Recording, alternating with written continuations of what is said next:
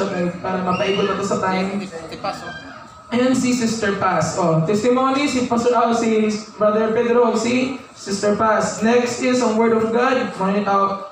Napadanay after sa testimony, presentation sa youth department. Youth department, wala pa kayo isgutod naman sa itong ipang-prepare na ito. Siguro, makanta na lang ta. Okay, para kuhaan kiting klase pa man po.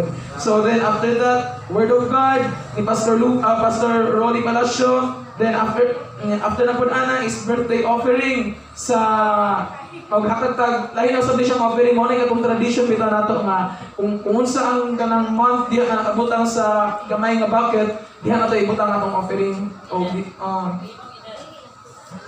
Dili lang na ito ilibin sa ilan, basta kay umusta na ka-grateful sa atong kinabuhi tungod sa kamay sa Dios. And then after that, congregational song na yun, wala pa na-select na yun, pero mag-select ng song din para pang-closing sa atong panimbahon. And then closing prayer na yun, of course, mag-closing prayers atong host pastor na si Pastor Samuel Kitoriano.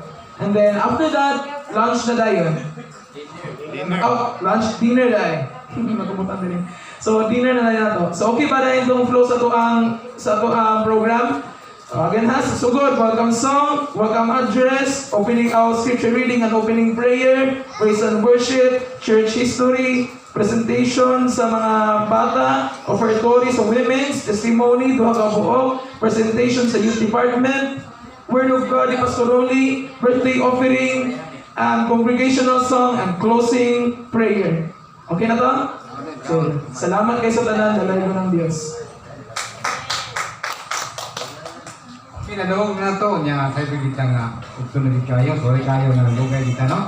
So, last na ito lang, itingog lang yung gini para sa tuwang kanan yung kapsay. So, sunod